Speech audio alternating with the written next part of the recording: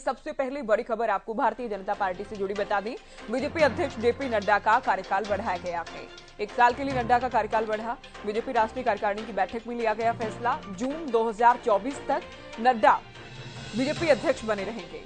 तो आगामी चुनाव की तैयारियों पर भी बैठक में चर्चा की गई। तो आप जानते हैं कि 2 दिन की कार्यकारिणी की बैठक बुलाई गई है।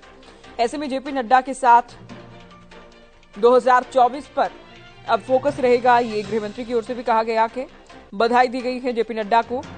उनकी ओर से कहा गया कि 2024 में पीएम मोदी की अगुवाई में जेपी नड्डा के साथ एक बार फिर से रिकॉर्ड जीत हासिल की जाएगी। तो जेपी नड्डा 1 साल के लिए बीजेपी के अध्यक्ष और रहने वाले हैं। पार्टी की ओर से उन्हें 1 साल का एक्सटेंशन दिया गया है। इससे पहले भी कयास थे, अब पार्टी ने ऐलान भी कर दिया है। तो 2024 का साल यूं तो सभी दलों के लिए और बीजेपी के लिए खास तौर पर बेहद अहम रहने वाला है।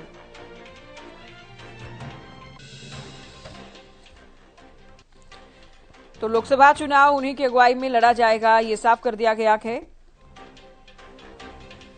इससे पहले भी हमने आपको बताया था कि जेपी नड्डा के कार्यकाल को लेकर, उनके आगामी भविष्य को लेकर फैसला संभव के इस बैठक में फैसला लिया गया है कि 1 साल के लिए और अध्यक्ष बने रहेंगे जेपी नड्डा। जून 2024 तक उनका कार्यकाल रहेगा, यानी लोकसभा चुनाव उन्हीं की अगुवाई में पार्टी लड़ने वाली है। रवि कालीरमन हमारे संवाददाता इस वक्त हमारे साथ लाइव जुड़ गए हैं। रवि, ये पहले भी अटकलें थी, कयास ये लगाया जा रहा था कार्यकाल बढ़ सकता है जेपी नड्डा का, और इन तमाम अटकलों पर ये मुहर लगी है अपने आप में, चूंकि चर्चाएं थी कि इस बैठक में फैसला जेपी नड्डा को लेकर होगा। संभव है कि उनके कार्यकाल को बढ़ाया जाए। बिल्कुल ज्योति, देखिए जिस प्रकार से जेपी नड्डा जो बीजेपी चीफ है उनका कार्यकाल बढ़ाया, तो काफी उम्मीदें उनसे जो है भारतीय जनता पार्टी को रही होंगी।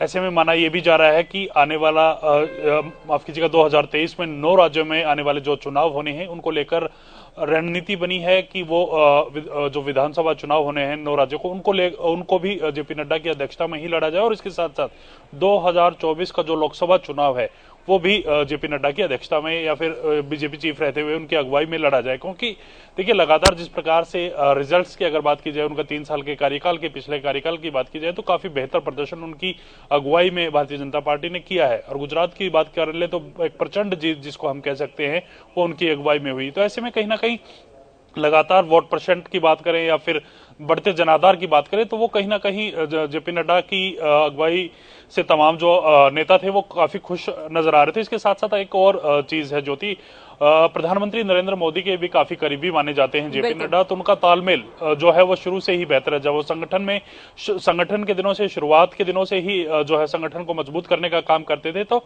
उनको निचले स्तर तक का भी पता है किस प्रकार से निचले स्तर तक जो है कार्यकर्ता काम करते हैं, किस प्रकार से संगठन के लोग काम करते हैं, तो उनकी बखूबी जानकारी जेपी नड्डा को है, तो इसका फायदा उनको मिला है।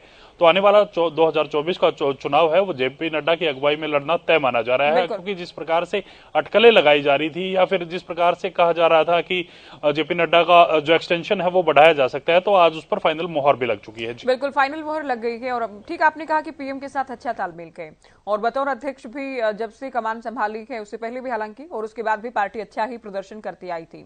हम चुनौतियों की बात करें रवि, तो आप भी जिक्र कर रहे थे 9 राज्यों के विधानसभा चुनाव के और आगामी लोकसभा चुनाव, तो सबसे बड़ी परीक्षा कहीं ना कहीं जेपी नड्डा के लिए भी होगी।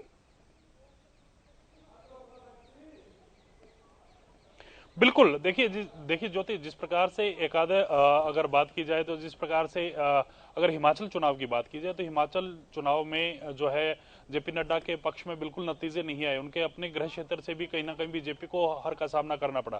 तो ये वजह भी मानी जा रही थी, कई जो है राजनीतिक गलियारों में चर्चाएं थी कि इस हिमाचल चुनाव के बाद कहीं ना कहीं जेपी नड्डा को कार्यकाल पूरा होने के बाद उनको कहीं ना कहीं साइडलाइन कर दिया जाए। तो इस प्रकार की कोई चीजें नहीं थी। सिर्फ एक राज्य से तमाम चीजों को देखकर आगे नहीं बढ़ा जाता, क्योंकि देखिए 2023 का जो है साल है, 9 राज्यों में विधानसभा चुनाव होने, तो ऐसे में कहीं ना कहीं जिम्मेदारी उनकी लगाई गई है। कई बार ऐसी चीजें हो जाती हैं, किसी एक आध राज्य में जो है हार का सामना करना पड़ सकता है, लेकिन ऑल ओवर अगर आंकड़े निकाले जाएं तो बेहतर प्रदर्शन जो है जेपी नड्डा की अगुवाई में रहा है। गुजरात की अगर खासतौर पर गुजरात की बात करें तो इतना प्रचंड जो जीत है वो मिली है।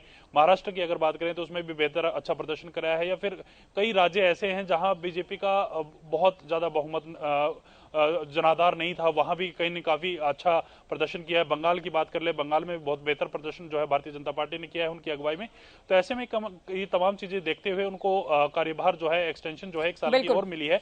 और निश्चित तौर पर जो 9 राज्यों में चुनाव होने हैं वो भी उनके लिए परीक्षा की घड़ी है। और आने वाला जो लोकसभा चुनाव है पूरे देश और देश की बिल्कुल, वो जो सबसे दिशा बड़ी तय परीक्षा करता है, होने वाली है। प्रधानमंत्री का जो रास्ता बिल्कुल तय रवि, तो जेपी नड्डा का वो 1 सबसे साल बड़ी का जो कार्यकाल चुनौती बढ़ा है, दिया वो गया होने है वाली है। और राष्ट्रीय कार्यकारिणी की बैठक में कई अहम विषयों को लेकर चर्चा की गई। आगामी चुनाव को लेकर भी, पार्टी संगठन मजबूत करने को लेकर भी, अलग अलग राज्यों में पार्टी की स्थिति को लेकर भी। आप बने रहिए रवि हमारे साथ।